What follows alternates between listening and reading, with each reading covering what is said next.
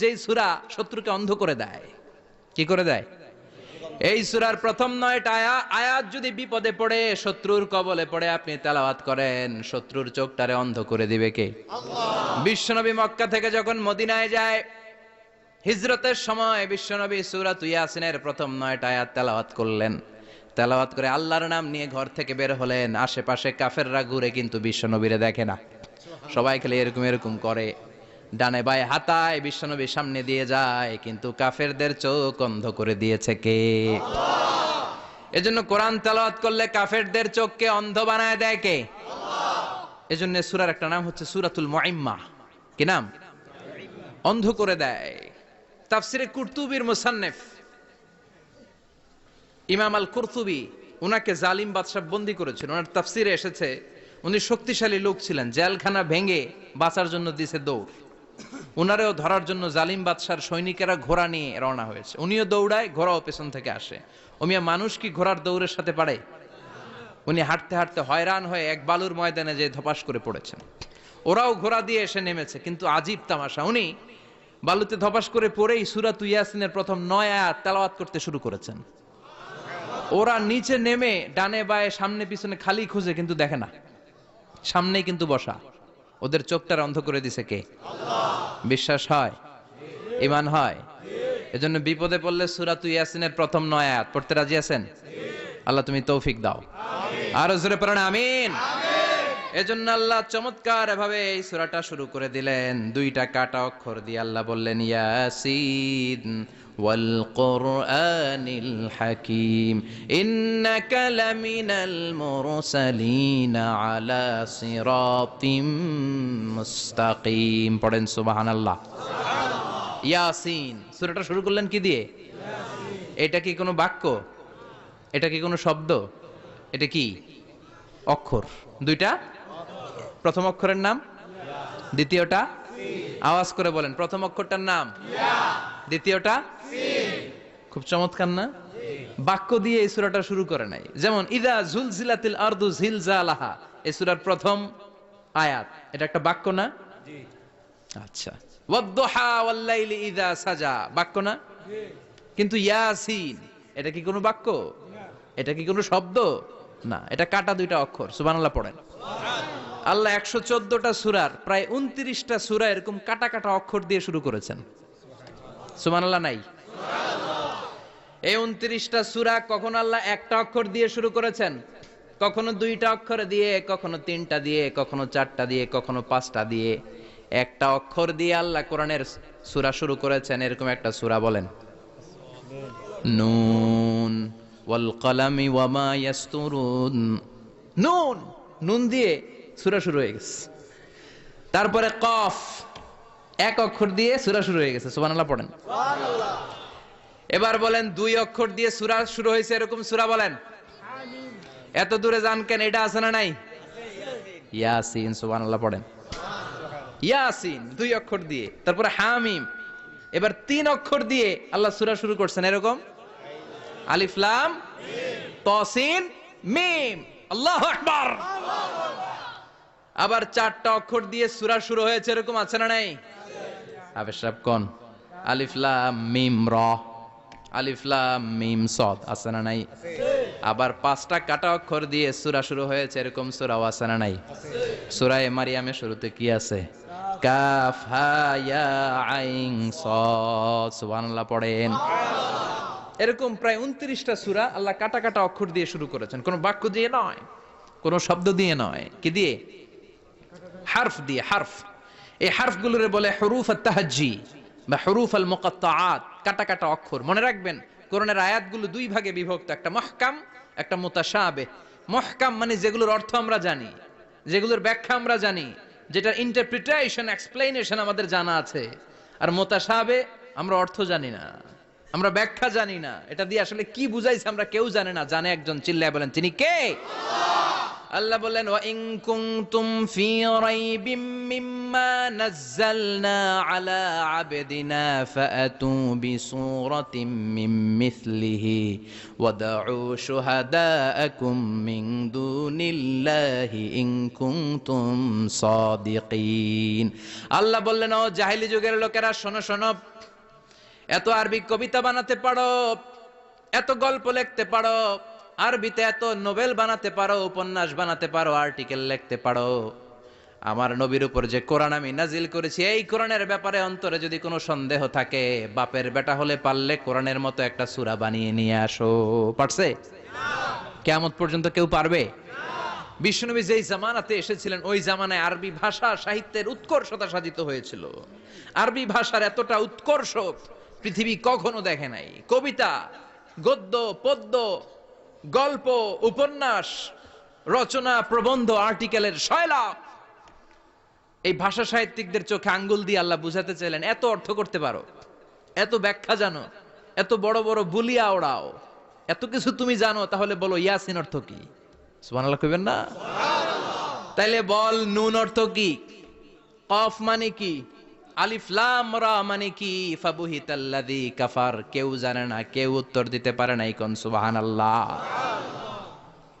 এটা কোরআনের মুআজিজা, এটার অর্থ কেউ জানে না। আর এগুলোর অর্থ নিয়ে খোঁচাখুচি করাও ঠিক না, তবে মুফাসসিরিন ইকরাম এগুলোর কিছু অর্থ সম্ভাব্য বলার চেষ্টা করেছেন। যেমন ইয়াসিনের অর্থ ইবনে আব্বাস বলেছেন, এর অর্থ হতে পারে ইয়া ইনসান, হে মানুষ। সুবহানাল্লাহ পড়েন। কেউ কেউ বলেছে এটার অর্থ হতে পারে ইয়া সাইয়্যিদ আল মুরসালিন। কেউ কেউ বলেছেন ইয়াসিন হতে পারে ইসমুল্লাহ, আল্লাহর নাম। কেউ বলেছেন এটা হতে পারে ইসমুন লিন নবী, বিশ্ব নবীর নাম। আবার কেউ কেউ বলেছেন ইয়াসিন হতে পারে এই কোরআনে কারিমের একটা নাম। কোন সুবহানাল্লাহ। এই সম্ভাব্য সব কথাগুলো বলে পৃথিবীর সব মুফাসসিররা বলতে বাধ্য হয়েছেন, আল্লাহু আ'লামু বিমুরাদিহি বিহি। এটার দ্বারা আসল অর্থ যে কি, এটা আমরা কেউ জানি না। জানে কে? আল্লাহ। চিৎকার করে বলতে হবে, জানে কে? আল্লাহ। তাহলে ইয়াসিন মানে আমরা জানি না। ইয়াসিনের অর্থ আমরা ছেড়ে দেব কার উপর? আল্লাহ। এরপর আল্লাহ বললেন, ওয়াল কুরআনিল হাকীম। প্রজ্ঞাময়, বিজ্ঞানময় কোরআনের শপথ। ওয়াল কুরআনিল হাকীম, বিজ্ঞানময়, প্রজ্ঞাময় কোরআনের শপথ বা কসম। ওয়াল কুরআনিল হাকিম, যে ওয়া, এই ওয়াটারে আরবিতে বলে ওয়া আল কাসামিয়া। কি বলে? ওয়া আল কাসামিয়া। কসম কাটার জন্য আল্লাহ ওয়া ব্যবহার করেছেন। যত জায়গায় কোরআনে আল্লাহ কসম কেটেছেন, ওই কসমের শব্দটার আগে ওয়া আছে না নাই? ও মিয়া, কোরআনে আল্লাহ সময়ের শপথ করেছেন, কসম কেটেছেন, যুগের কসম কেটেছেন। যুগের সময়ের আরবি হলো আল আসর। এই আসরের আগে ওয়া আছে না নাই? কি বলছে আল্লাহ? ওয়াল আসর, ওয়াল। আবার তিন ফলের কসম আল্লাহ কোরআনে কেটেছেন, কি বলেছেন? ওয়াত্তিন, মানে তিনের কসম। জাইতুনের কসম কেটেছেন, বলেছেন ওয়াজ্জাইতুন।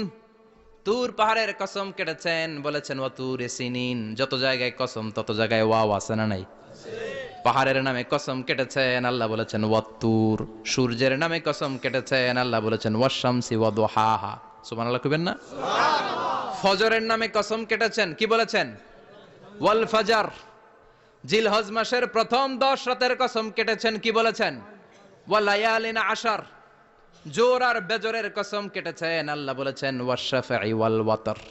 সূরা ইয়াসিনে কাটা কাটা দুইটা অক্ষরের পরে রব্বুল আলামিন কোরআনের কসম কেটেছেন, এজন্য আল্লাহ বলেছেন ইয়াসিন ওয়াল কুরআনিল হাকীম। ইয়াসিন ওয়াল কুরআনিল হাকীম, প্রজ্ঞাময়, বিজ্ঞানময় কোরআনের শপথ। কোরআনের মধ্যে বিজ্ঞান আছে না নাই? বেশি না কম? বিশ্বাস হয় না? নাস্তিকদের কথা বিশ্বাস হয়?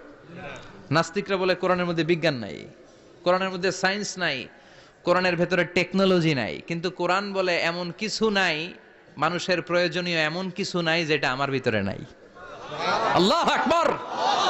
আল্লাহ বললেন, মা ফাররাতনা ফিল কিতাবি মিন শাই। কিতাবের মধ্যে আমি কিছু বাদ রেখে দেই নাই।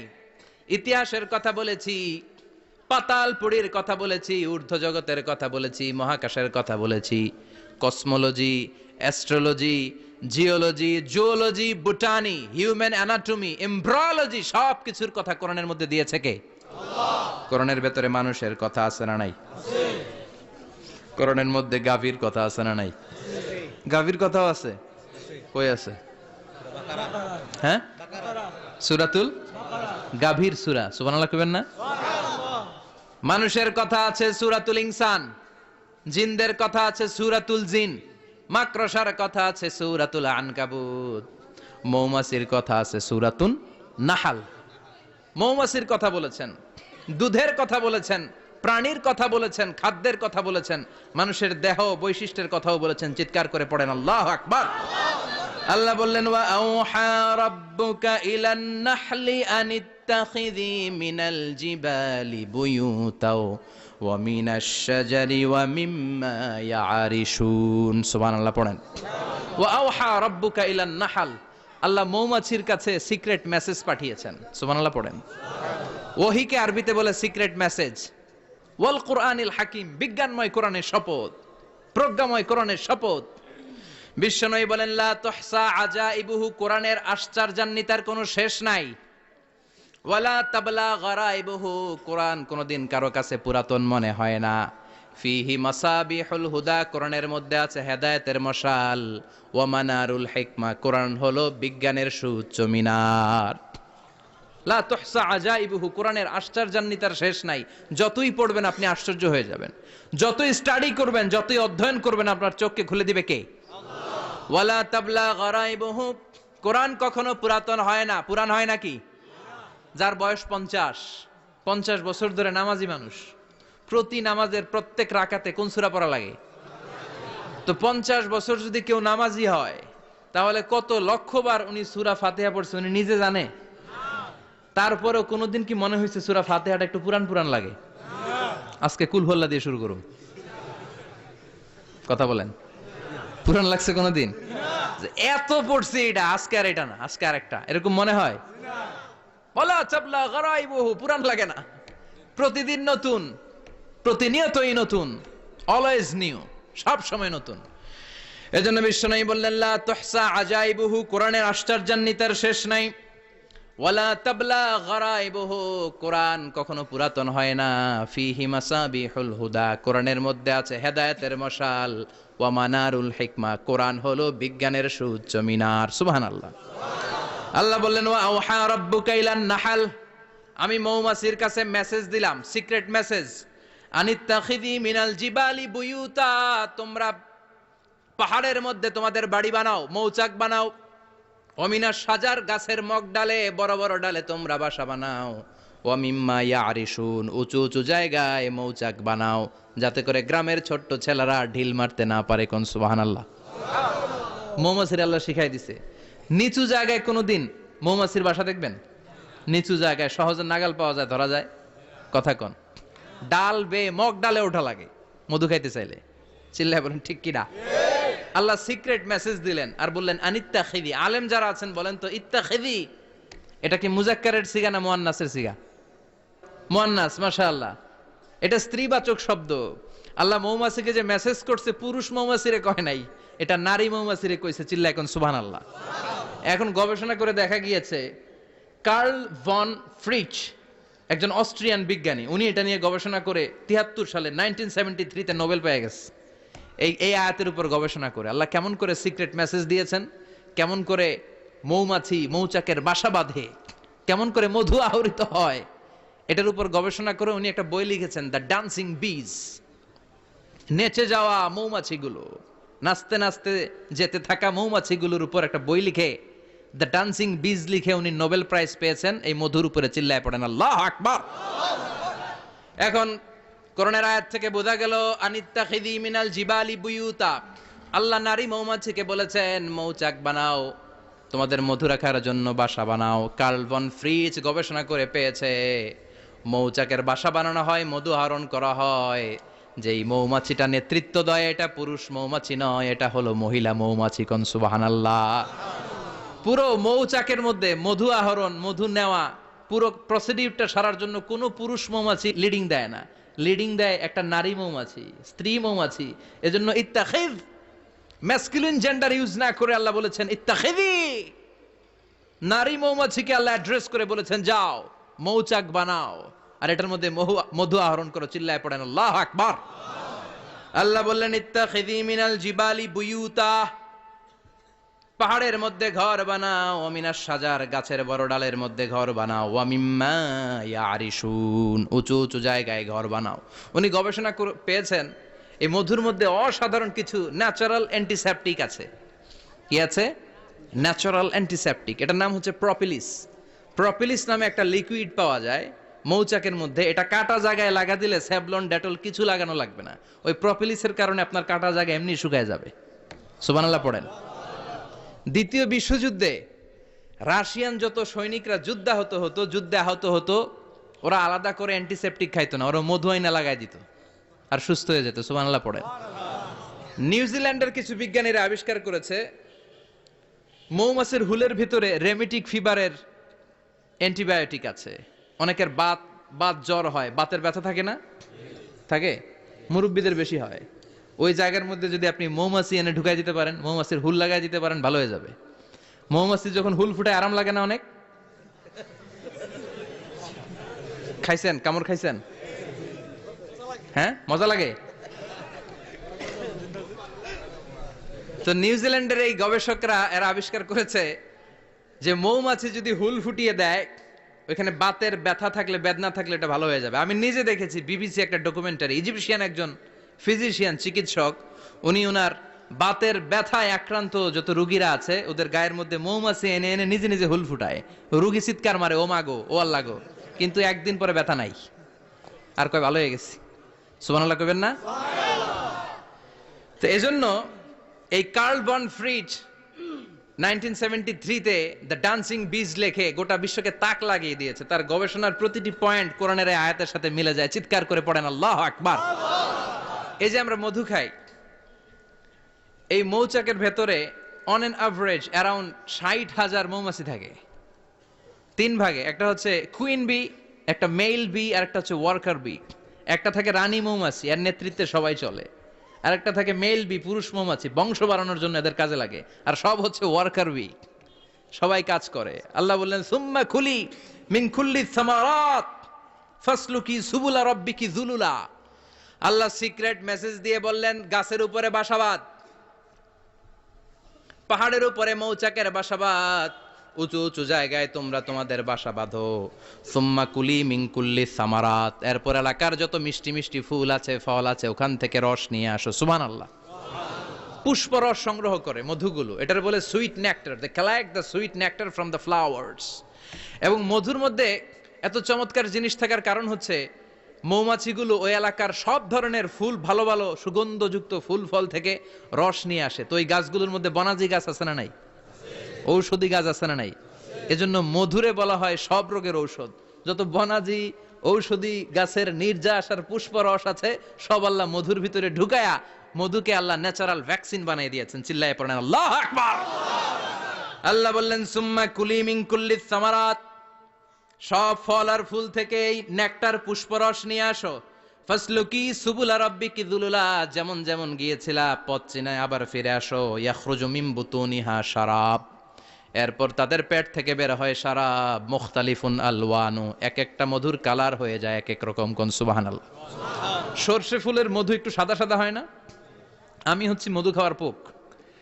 আমি দেশে বিদেশে যেখানে গিয়েছি ফ্রেশ হানি আমি অনেক খুঁজেছি। ইয়ামানি একটা মধু পাওয়া যায়, ইয়ামানের সাওয়াহিলি এলাকায়, পাহাড়ি এলাকায়, একেবারে কুচকুচে কালো। আবার অনেক মধু আছে কিছুটা খয়েরি এবং হলুদ বর্ণের। কিন্তু সরষে ফুলের যে মধুটা, এটা অনেকটা সাদা। এই পুষ্পরস নিয়ে মৌমাছিগুলো মৌচাকের মধ্যে ঢেলে দেয় না, এগুলো খেয়ে ফেলে। প্রত্যেকটা মৌমাছির পেটের ভেতরে আল্লাহ 2টা করে স্টোমাক দিয়েছে, পাকস্থলী। সুবহানাল্লাহ পড়ে। এটাই Karl von Frisch the dancing bees বইয়ের মধ্যে লিখেছে গবেষণায়, যে 2টা পাকস্থলী। একটা পাকস্থলী দিয়ে মৌমাছি খায়, নিজে খেয়ে বাঁচে। আর একটা পাকস্থলী দিয়ে এই ফ্লাওয়ার নেক্টার, পুষ্প রস সংগ্রহ করে ওই পাকস্থলীতে রাখে।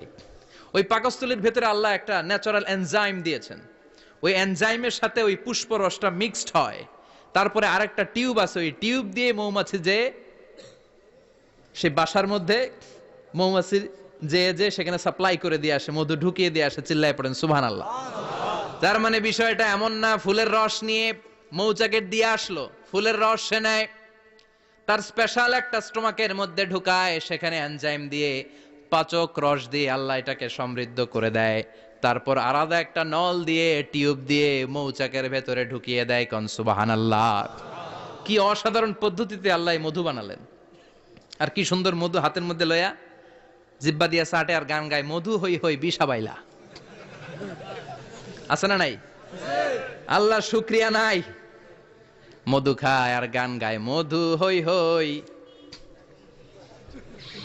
বিষাবাইলা, অনহারনে ভালোবাসার দাম নদিলা। আছে না নাই? ডাকাইত। এই মধু খেয়ে শুকরিয়া করতে হবে কার? চিৎকার করে বলেন, শুকরিয়া করতে হবে কার? আল্লাহ বললেন ইয়াখরুজু মিন বুতুনিহা। এটা মধু সরাসরি চলে আসে না, ওর পেট থেকে বের হয়। মুখতালিফুন আলওয়ানুহু, বিভিন্ন রঙের মধু। আছে না নাই? ব্ল্যাক কালারের মধু হয়, হোয়াইট হানি হয়, অর্গানিক হানি হয়, ক্রিমড হানি হয়। কত ধরনের মধু যে আল্লাহ পৃথিবীতে রেখেছে তার ইয়ত্তা নাই। এরপর আল্লাহ বললেন ফিহি শিফাউন লিন্নাস, মধুর ভিতরে শিফা দিয়েছে কে? আল্লাহ। এজন্য বিশ্বনবীর খাদ্য তালিকার মধ্যে মধু আছে না নাই? বিশ্বনবী সুগন্ধযুক্তওয়ালা মধু খেতেন, দুর্গন্ধযুক্তওয়ালা কোনো মধু মুখে নিতেন না। সুবহানাল্লাহ। বিশ্বনবীর জামানায় মাগাফির নামে একটা মধু ছিল, দুর্গন্ধযুক্ত। এটা কখনো বিশ্বনবী মুখে নিতে চাইতেন না। সুগন্ধযুক্ত মধু সবসময় বিশ্বনবী খেতেন। বিশ্বনবীর স্ত্রীরা এই সুগন্ধিযুক্ত মধু বোতলের মধ্যে প্রিজার্ভ করে রাখতেন বিশ্বনবীকে দেওয়ার জন্য। বিশ্বনবী প্রাণ ভরে এগুলো পান করতেন। সুবহানাল্লাহ। বিশ্বনবী যে সমস্ত খাদ্যগুলো পছন্দ করতেন হাদিসে এসেছে। বিশ্বনবী রুটি খেতেন, খেজুর খেতেন। খেজুর, খেজুর চিনেন? বালাহ, তামার।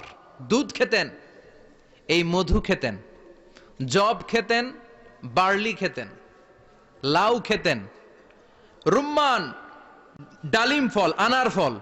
আনার চিনেন? আনার, এই আনার খেতে পছন্দ করতেন বিশ্বনবী। মাশরুম খেতেন। মাশরুম, মাশরুম চিনেন? ব্যাঙ্গের ছাতার মতো। রেস্টুরেন্টে ইদানিং মাশরুমের স্যুপ পাওয়া যায়, এটা খাবেন। যাদের চোখের জ্যোতিতে সমস্যা, দৃষ্টিতে সমস্যা, খাবেন। হাদিসে এসেছে আল কামআতু মিনাল মান ওয়া মাউহা শিফাউন লিল আইন। মাশরুম হলো মান্না সালোয়ার মতো খাবার। মাশরুমের স্যুপ যারা খাবে, চোখের জ্যোতি যাদের কম, তাদের চোখের জ্যোতি বাড়িয়ে দিবে কে? বুখারীর বর্ণনা, কানা রাসূলুল্লাহ ইউহিব্বুল হালাওয়া ওয়াল আসাল। বিশ্বনবী মিষ্টান্ন খেতে বড্ড পছন্দ করতেন, আবার বিশ্বনবী বেশি বেশি মধু খেতে পছন্দ করতেন। সুবহানাল্লাহ। কোরআনে দুইটা জিনিসের ক্ষেত্রে আল্লাহ শিফা যোগ করেছেন, যে দুইটা জিনিসের সাথে সম্পৃক্ত হলে শিফা। এক হচ্ছে কোরআন পড়লে শিফা, অনুনাজ্জিলু মিনাল কোরআনি মা হুয়া। আবার কোরআনে এই আয়াতের ক্ষেত্রে বলা হয়েছে শিফা, ফিহি শিফাউন লিন্নাস। এজন্য সাইয়েদানা ইবনে মাসউদ এই উম্মাকে উদ্দেশ্য করে বলেছেন আলাইকুম বিশিফাইন, তোমাদের উচিত দুইটা জিনিস থেকে শিফা নেয়া। এক হলো কোরআন, দুই হলো আসাল মানে মধু। কোন সুবহানাল্লাহ। কোরআন তেলাওয়াত করলে অসুস্থরে সুস্থ করে দেয় কে? সূরা ফাতিহা তেলাওয়াত করলে অসুস্থকে সুস্থ বানিয়ে দেয় কে? আবার মধু খেলে সুস্থ বানিয়ে দেয় কে? মধু খেয়ে প্রশংসা করবেন কার? নাকি মধু হই হই বিষাবাইলা বলবেন এগুলা কখনো? খাঁটি মধু খেতে হবে। খাঁটি মধু চিনার উপায় হচ্ছে এটাতে পিঁপড়া জমে না, এটা ফ্রিজে রাখলে জমাট বাঁধে না, এটাতে দুর্গন্ধ হয় না। এক গ্লাস পানির মধ্যে এক ড্রপ মধু ছেলে দিলে এটা পানির সাথে না মিশে একেবারে নিচে চলে যায়। খাঁটি মধু খেতে হবে। তাহলে ফিহি শিফাউন লিন্নাস। কত কিছু দিয়ে যে আল্লাহ এটাকে সমৃদ্ধ করেছেন। এটার মধ্যে গ্লুকোজ আছে, এটার মধ্যে সুক্রোজ আছে, ফ্রুকটোজ আছে, প্রোটিন আছে, মিনারেলস আছে, ক্যালসিয়াম আছে, ভিটামিন আছে। খাইলেই শরীর গরম হয়ে যায়। সুবহানাল্লাহ। এজন্য শীতকালে বেশি বেশি খাবেন, জাম্পাল লাগবে না। শীতকালে মধু খেয়ে রাত্রে বেলায় বের হবেন, আর মাফলার পেঁচিয়ে বের হওয়া লাগবে না। সুবহানাল্লাহ পড়েন। তার মানে আল্লাহ বললেন ইয়াসিন ওয়াল কোরআনিল হাকিম, প্রজ্ঞাময় বিজ্ঞানময় কোরআনের কসম। এরপরে আল্লাহ বললেন গোলাম ওয়া ইন্নালাকুম ফিল আনআমি লাইবরা, প্রাণীকুলের দিকে নজর করে তাকাও। প্রাণীকুলের মধ্যে আমি তোমাদের জন্য নিদর্শন রেখেছি। নুসকিকুম মিম্মা ফি বুতুনিহি, এই প্রাণীকুলের পেট থেকে একটা চমৎকার জিনিস আমি বের করে দেই, এটার নাম হচ্ছে দুধ। এটা কি? দেখেন, একই আয়াতের মধ্যে আল্লাহ মধুর কথাও বললেন, আবার দুধের কথাও বললেন। দুধটা কিভাবে হয়, উৎপন্ন হয়, মধু কেমনে হয়, ইঞ্চি ইঞ্চি কথা এই কোরআনের ভেতরে তুলে ধরলেন কে? আল্লাহ বললেন মিমবাইনি ফারসিউ ওয়াদামিল লাবানা, গোবর আর রক্তের মাঝখান দিয়ে আমি দুধ বের করি। সুবহানাল্লাহ পড়েন। আমরা যাই এই গাভীর ওলান টানা শুরু করি সকালবেলা বিসমিল্লাহ বলে, কিন্তু কেমনে যে এটা আসে ওইদিকে নজর নাই। ডাকাত বিসমিল্লাহ বলে শুরু করে না, দুধ খাই আলহামদুলিল্লাহ পড়ে না, আছে না নাই? আল্লাহ বলেন মেকানিজমটা শোনো কেমনে আমি খাওয়াই। আল্লাহ বললেন মিমবাইনি ফারসি ওয়া দামিল লাবানা, গোবর আর রক্তের মাঝখান দিয়ে আমি দুধ বের করে দেই। সুবহানাল্লাহ। গরু যে ঘাস খায় এই ঘাস থেকে রক্ত হয় আর গরুর গোবর হয়। পেটের একদিকে থাকে গোবর, আরেক দিকে থাকে রক্ত। রক্ত দুর্গন্ধ, গোবরও দুর্গন্ধ। রক্তও নাপাক, গোবরও নাপাক। এই দুই নাপাক আর দুর্গন্ধের মাঝখান দিয়ে সুগন্ধযুক্ত দুধ বের করে দেয় কে? আল্লাহ বললেন মিমবাইনি ফারসি ওয়া দামিল লাবানা, গরু যে খাবারগুলো খায় ওই খাবারের এক পাশ দিয়ে গোবর হয়ে যায় আর এক পাশ দিয়ে রক্ত হয়ে যায়, মাঝখান দিয়ে দুধ বের করে দেয় কে? What a amazing mechanism of discharging milk from animal's body. What a amazing mechanism. একদিক দিয়ে গোবর দুর্গন্ধ, আরেক দিক দিয়ে ঘাস খাওয়ার কারণে রক্ত হয়, মাঝখান দিয়ে দুধ বের হয়ে যায়। সুবহানাল্লাহ। আবার বাছুর ছাড়া দুধ পাওয়া যায় না। গাভী আছে কার কার? হাত তোলেন তো। বাছুর ছাড়া দুধ পাওয়া যায়? শুধু গাভী, বাছুর নাই, দুধ আসবে? আবার এই যে বিশাল বড় ওলান 20 কেজি দুধ দেয় প্রতিদিন, এই ওলান কাটলে দুধ পাওয়া যায়? এক ফোঁটা দুধও ওলানটা কেটে টুকরা টুকরা করলে আপনি পাবেন না। এটা আলাদা মেকানিজম। এটা ভিতর থেকে একটা নির্যাস। বাছুর নিয়ে দুইটা ঢু মারবেন, ওই নির্যাস দিয়ে দুধ বেরোতে থাকবে গোবর আর রক্তের মাঝখান দিয়ে। চিৎকার করে পড়েন আল্লাহু আকবার। এজন্য বিশ্বনবী বলতেন বেশি বেশি দুধ খাও। দুধ হলো সুষম খাদ্য। পৃথিবীতে আবিষ্কৃত যত খাবার আছে দুধের চাইতে ভালো খাবার আছে নাকি? কথা কন। মানুষ পানি খেয়ে 3-4 দিন বাঁচে জানেন, আর পানির মধ্যে লবণ দিলে 7-8 দিন বাঁচতে পারবেন। আর দুধ পাইলে আজীবন বাঁচবেন আপনি। দুধ খেয়ে যদি হজম করতে পারেন, দুধ খেয়ে হজম করতে পারলে আজীবন বেঁচে যাবেন। সুষম খাদ্য। বিশ্বনবী যে রাতে মেরাজে যাবেন, সিদরাতুল মুনতাহা পার হওয়ার পরে বিশ্বনবীর পরীক্ষা শুরু হলো। বিশ্বনবীকে বুখারীর বর্ণনা 3টা গ্লাস দেয়া হলো। কাদাহ ফিহি লাবান, এক গ্লাসের মধ্যে দুধ ছিল। ওয়া কাদাহ ফিহি আসাল, আর এক গ্লাসের মধ্যে ছিল মধু, আর এক গ্লাসের মধ্যে ছিল মদ। কাদাহুন ফিহি খামার। বিশ্বনবীকে 3টা গ্লাস দিয়ে বলা হলো নবী চুজ করেন কোনটা নেবেন। এক গ্লাসে মধু, আরেক গ্লাসে দুধ, আরেক গ্লাসের মধ্যে বিশ্বনবীকে দেয়া হলো মদ। বিশ্বনবী বললেন যে এই গ্লাসের ভেতরে দুধ আছে আমি ওই পেয়ালাটা নিলাম। সাইয়েদনা জিব্রাইল বললেন ইয়া রাসূলুল্লাহ আখাসতাল ফিতরা, আপনি যেমন নিছেনও তেমন। সুবহানাল্লাহ কইবেন না? বিশ্বনবী দুধ খেতে পছন্দ করতেন। আর বিশ্বনবী বলতেন আলাইকুম বি আলবানিল বাকার, বেশি বেশি গরুর দুধ খাবা। ফাইন্নাহা তুরাম্মু মিনাল আশজার, কেননা এটা সবুজ লতা পাতা ঘাস পাতার নির্যাস। গরু কি খায়? ঘাস খায় না? এই ঘাসের নির্যাস হচ্ছে দুধ। বিশ্বনবী বলতেন বেশি বেশি দুধ খাবা। ফিহি শিফা, এর মধ্যে শিফা আছে। ফি লাবানিহা শিফা ওয়া লুহুমিহা দা, গরুর দুধে আছে শিফা, গরুর গোশতের মধ্যে আছে রোগ। সুবহানাল্লাহ কোন। কত বড় ফিলোসোফার বিশ্বনবী। বিশ্বনবী বলে গিয়েছেন গরুর দুধ বেশি খাও কিন্তু গোশ বেশি খাইও না। আর আমরা গরুর গোশ পাইলে কোপায় ফেলাই। সাদা ভাত আর ঝাল গরুর মাংস যদি হয়, ওই যে অনেকের জিহ্বায় পানি চলে আসছে। সুবহানাল্লাহ কইবেন না? বিশ্বনবী বলতেন দুধ খাও গোশ খাইও কম। গরুর গোশত কম খাবা, গরুর দুধ বেশি খাবা। সুস্থ রাখবে কে? আল্লাহ। আবার বিশ্বনবী মায়েদেরকে বলেছেন ও মায়েরা, সন্তান হওয়ার পরে 2 বছর দুধ খাওয়াবা। আল্লাহু আকবার। ওয়াল ওয়ালিদাতু ইউরদি'না আওলাদাহুন্না হাওলাইনি কামিলাইনি লিমান আরাদা আন ইউতিম্মার রাদাআ। সন্তান যারা পেয়েছো মায়েরা বোনেরা, 2 বছর দুধ খাও। সন্তানকে সুস্থ রাখবে কে? আল্লাহ। বাচ্চা ডেলিভারির পরপরই আল্লাহ তাআলা মায়ের বুকে একটা দুধ দেয়, এটাকে বলে শাল দুধ। এটা হচ্ছে বাচ্চার জীবনের প্রথম প্রাকৃতিক টিকা। সুবহানাল্লাহ কয় না? এটা বেবির জীবনে ন্যাচারাল প্রাকৃতিক টিকা, প্রতিষেধক আল্লাহ দিয়ে দিয়েছে। আপনার বাচ্চাকে টিকা দিন, স্লোগান আছে না? 5টা-7টা টিকা দেয়া লাগে। প্রথম টিকাটা আল্লাহ নিজেই ফ্রি দিয়ে দিছে। এটা শাল দুধের ভেতরে পাওয়া যায়। এজন্য বাচ্চাকে শাল দুধ খাওয়াতে হবে। তার ব্রেনের গ্রোথ হবে, সে শক্তিশালী হবে, সে দেশপ্রেমিক হবে, সে আল্লাহওয়ালা হবে। চিল্লা এখন ঠিক কিনা? যে মায়েরা বাচ্চারে দুধ খাওয়ায় ওই বাচ্চারা মায়েরে ভালোবাসে বেশি। আর যেই মা গুলো বাচ্চারে দুধ না খাওয়ায় আর ডানু খাওয়ায়, আর কি কি আছে? হরলিক্স আর সিরালেক, কমপ্লেট, যারা এগুলো খাওয়াবে ডানু খাওয়াবে, যারা ল্যাকটোজেন খাওয়ায়, যারা বুকের দুধ খাওয়াতে চায় না কোনো কারণ ছাড়া, 2 বছর বাচ্চারে দুধ দিতে চায় না, এই বাচ্চাগুলো বড় হলে ওই মারে বৃদ্ধাশ্রমে দিয়ে আসবে। কথা কন, কথা কন। এজন্য মায়েরা, বোনেরা সন্তান হলেই তাকে বুকের দুধ দিয়ে আল্লাহর পক্ষ থেকে যে টিকাটা, এই টিকাটা পেটের ভেতরে ঢুকায় দিতে হবে। চিল্লা এখন ঠিক কিনা? এটা হচ্ছে ন্যাচারাল টিকা। এজন্য আল্লাহ বললেন ইয়াসিন ওয়াল কোরআনিল হাকিম। ইয়াসিন, বিজ্ঞানময় কোরআনের শপথ। কোরআনের মধ্যে বিজ্ঞান আছে না নাই? অভাব নাই। কয়টা শুনবেন? আল্লাহ কসমোলজির কথা বলেছে, অ্যাস্ট্রোলজি কথা। কসমোলজি হচ্ছে সৃষ্টি তত্ত্ব। কসমোলজি কি? সবাই বলেন কসমোলজি কি? আল্লাহ বললেন আওয়ালাম ইয়ারাল্লাযীনা কাফারু আন্নাস সামাওয়াতি ওয়াল আরদা কানাতা রাতকান ফাফাতাকনাহুমা। কাফেররা কি দেখে না মহাবিশ্বের সব কিছু একসাথে মিলে ঝিলে ছিল, বিশাল এক বিস্ফোরণের মাধ্যমে আমি মহাবিশ্ব তৈরি করেছি। সুবহানাল্লাহ।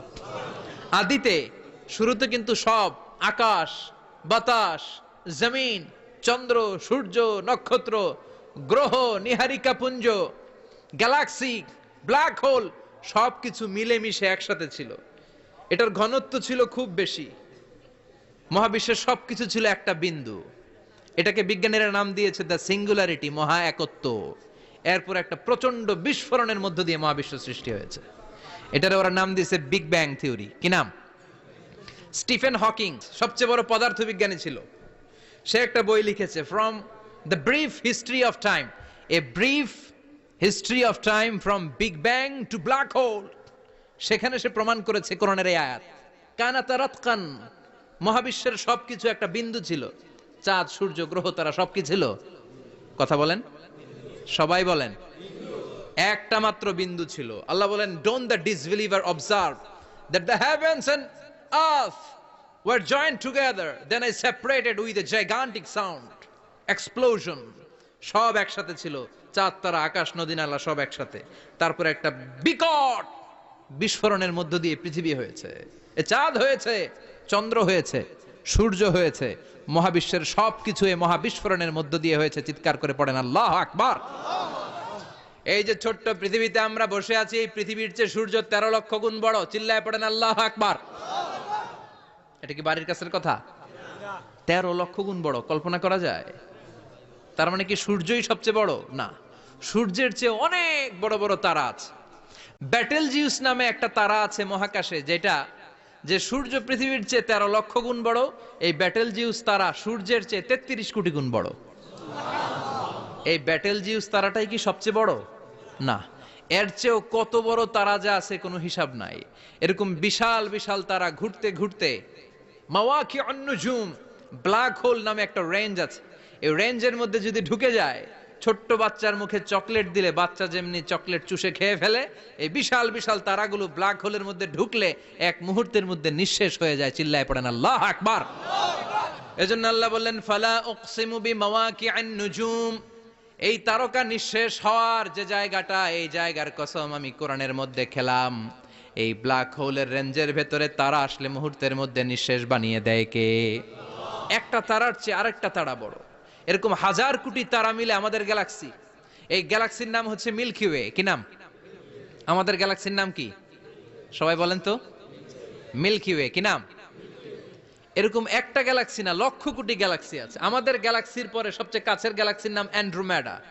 কি নাম? এই অ্যান্ড্রোমেডা গ্যালাক্সি আমাদের গ্যালাক্সি থেকে যেই সূরা শত্রুকে অন্ধ করে দেয়। কি করে দেয়? এই সূরার প্রথম 9টা আয়াত যদি বিপদে পড়ে, শত্রুর কবলে পড়ে আপনি তেলাওয়াত করেন, শত্রুর চোখটারে অন্ধ করে দিবে কে? আল্লাহ। বিশ্বনবী মক্কা থেকে যখন মদিনায় যায়, হিজরতের সময় বিশ্বনবী সূরা ইয়াসিনের প্রথম 9টা আয়াত তেলাওয়াত করলেন। তেলাওয়াত করে আল্লাহর নাম নিয়ে ঘর থেকে বের হলেন। আশেপাশে কাফেররা ঘুরে কিন্তু বিশ্বনবীরে দেখে না। সবাই খেলে এরকম এরকম করে, ডানে বায়ে হাতায় বিশ্বনবীর সামনে দিয়ে যায়, কিন্তু কাফেরদের চোখ অন্ধ করে দিয়েছে কে? আল্লাহ। এজন্য কোরআন তেলাওয়াত করলে কাফেরদের চোখকে অন্ধ বানায় দেয় কে? আল্লাহ। এজন্য সূরার একটা নাম হচ্ছে সূরাতুল মুইম্মাহ। কি নাম? অন্ধ করে দেয়। তাফসিরে কুরতুবির মুসান্নিফ ইমাম আল কুরতুবি, উনাকে জালিম বাদশা বন্দী করেছিল। ওনার তাফসিরে এসেছে উনি শক্তিশালী লোক ছিলেন, জেলখানা ভেঙে বাঁচার জন্য দিছে দৌড়। উনারেও ধরার জন্য জালিম বাদশার সৈনিকেরা ঘোড়া নিয়ে রওনা হয়েছে। উনিও দৌড়ায়, ঘোড়াও পেছন থেকে আসে। ওমিয়া মানুষ কি ঘোড়ার দৌড়ের সাথে পারে? উনি হাঁটতে হাঁটতে হয়রান হয়ে এক বালুর ময়দানে যে ধপাস করে পড়েছেন। ওরাও ঘোড়া দিয়ে এসে নেমেছে, কিন্তু আজীব তামাশা, উনি বালুতে ধপাস করে পড়েই সূরাত ইয়াসিনের প্রথম 9 আয়াত তেলাওয়াত করতে শুরু করেছেন। ওরা নিচে নেমে ডানে বায়ে সামনে পিছনে খালি খুঁজে, কিন্তু দেখে না, সামনেই কিন্তু বসা। ওদের চোখটা অন্ধ করে দিছে কে? বিশ্বাস হয়? ঈমান হয়? এজন্য বিপদে পড়লে সূরাত ইয়াসিনের প্রথম 9 আয়াত পড়তে রাজি আছেন? আল্লাহ তুমি তৌফিক দাও। আরো জোরে পড়েন আমিন। এজন্য আল্লাহ চমৎকার ভাবে এই সূরাটা শুরু করে দিলেন। দুইটা কাটা অক্ষর দিয়ে আল্লাহ বললেন ইয়াসিন ওয়াল কুরআনিল হাকীম ইন্নাকা লামিনাল মুরসালিন আলা সিরাতিম মুস্তাকিম। পড়েন সুবহানাল্লাহ। ইয়াসিন সূরাটা শুরু করলেন কি দিয়ে? এটা কি কোনো বাক্য? এটা কি কোনো শব্দ? এটা কি অক্ষর? দুইটা।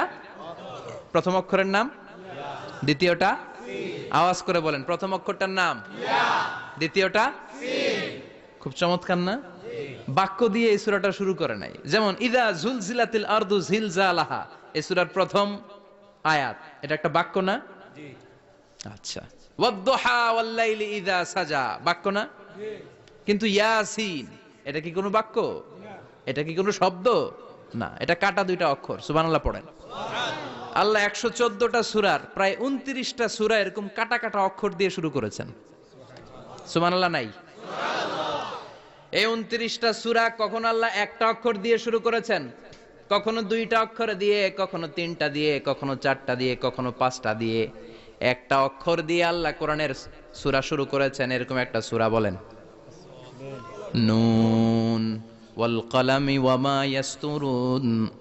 নুন, নুন দিয়ে সূরা শুরু হয়ে গেছে।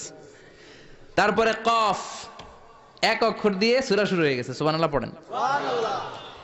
এবার বলেন দুই অক্ষর দিয়ে সূরা শুরু হয়েছে এরকম সূরা বলেন। আমিন। এত দূরে যান কেন? এটা আছে না নাই?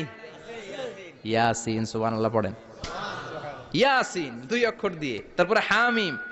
এবার তিন অক্ষর দিয়ে আল্লাহ সূরা শুরু করছেন এরকম। আলিফ লাম ত সিন মিম। আল্লাহু আকবার। আবার চারটা অক্ষর দিয়ে সূরা শুরু হয়েছে এরকম আছে না নাই? হাফেজ সাহেব কোন? আলিফ লাম মিম র, আলিফ লাম মিম সদ, আছে না নাই? আবার পাঁচটা কাটা অক্ষর দিয়ে সূরা শুরু হয়েছে এরকম সূরাও আছে না নাই? সূরা মারিয়ামের শুরুতে কি আছে? কাফ হা ইয়া আইন সদ। সুবহানাল্লাহ পড়েন। এরকম প্রায় 29টা সূরা আল্লাহ কাটা কাটা অক্ষর দিয়ে শুরু করেছেন। কোনো বাক্য দিয়ে নয়, কোনো শব্দ দিয়ে নয়। কি দিয়ে? হারফ দিয়ে। হারফ, এই হারফগুলোরে বলে হুরুফ আত-তাহাজ্জি বা হুরুফ আল-মুকাত্তাআত, কাটা কাটা অক্ষর। মনে রাখবেন কোরআনের আয়াতগুলো দুই ভাগে বিভক্ত, একটা মুহকাম, একটা মুতাশাবিহ। মুহকাম মানে যেগুলোর অর্থ আমরা জানি, যেগুলোর ব্যাখ্যা আমরা জানি, যেটার ইন্টারপ্রিটেশন, এক্সপ্লেনেশন আমাদের জানা আছে। আর মুতাশাবিহ আমরা অর্থ জানি না, আমরা ব্যাখ্যা জানি না, এটা দিয়ে আসলে কি বুঝাইছে আমরা কেউ জানে না। জানে একজন, চিল্লায় বলেন তিনি কে? আল্লাহ বললেন ওয়া ইন কুনতুম ফি রাইবিম মিম্মা নাযালনা আলা আবদিনা ফাআতু বিসূরাতিম মিন মিসলিহি ওয়াদউ শুহাদাআকুম মিন দুনিল্লাহি ইন কুনতুম সাদিকিন। আল্লাহ বললেন ও জাহেলি যুগের লোকেরা, শোনো শোনো, এত আরবি কবিতা বানাতে পারো, এত গল্প লিখতে পারো, আরবিতে এত নোবেল বানাতে পারো, উপন্যাস বানাতে পারো, আর্টিকেল লিখতে পারো। আমার নবীর উপর যে কোরআন আমি নাজিল করেছি, এই কোরআনের ব্যাপারে অন্তরে যদি কোনো সন্দেহ থাকে, বাপের বেটা হলে পারলে কোরআনের মতো একটা সূরা বানিয়ে নিয়ে আসো। পারছে? কিয়ামত পর্যন্ত কেউ পারবে? বিশ্বনবী যেই জামানাতে এসেছিলেন ওই জামানায় আরবি ভাষা সাহিত্যের উৎকর্ষতা সাধিত হয়েছিল। আরবি ভাষার এতটা উৎকর্ষ পৃথিবী কখনো দেখে নাই। কবিতা, গদ্য, পদ্য, গল্প, উপন্যাস, রচনা, প্রবন্ধ, আর্টিকেলের শৈলাপ। এই ভাষা সাহিত্যিকদের চোখে আঙ্গুল দিয়ে আল্লাহ বুঝাতে চাইলেন, এত অর্থ করতে পারো, এত ব্যাখ্যা জানো, এত বড় বড় বুলিয়া ওড়াও, এত কিছু তুমি জানো, তাহলে বলো ইয়াসিন অর্থ কি? সুবহানাল্লাহ কইবেন না? সুবহানাল্লাহ। তাইলে বল নুন অর্থ কি? কফ মানে কি? আলিফ লাম রা মানে কি? ফাবুহিতাল্লাযী কাফার। কেউ জানে না, কেউ উত্তর দিতে পারে নাই। কোন সুবহানাল্লাহ। এটা কোরআনের মুআজিজা, এটার অর্থ কেউ জানে না। আর এগুলোর অর্থ নিয়ে খোঁচাখুচি করাও ঠিক না, তবে মুফাসসিরিনে ইকরাম এগুলোর কিছু অর্থ সম্ভাব্য বলার চেষ্টা করেছেন। যেমন ইয়াসিনের অর্থ ইবনে আব্বাস বলেছেন এর অর্থ হতে পারে ইয়া ইনসান, হে মানুষ। সুবহানাল্লাহ পড়েন।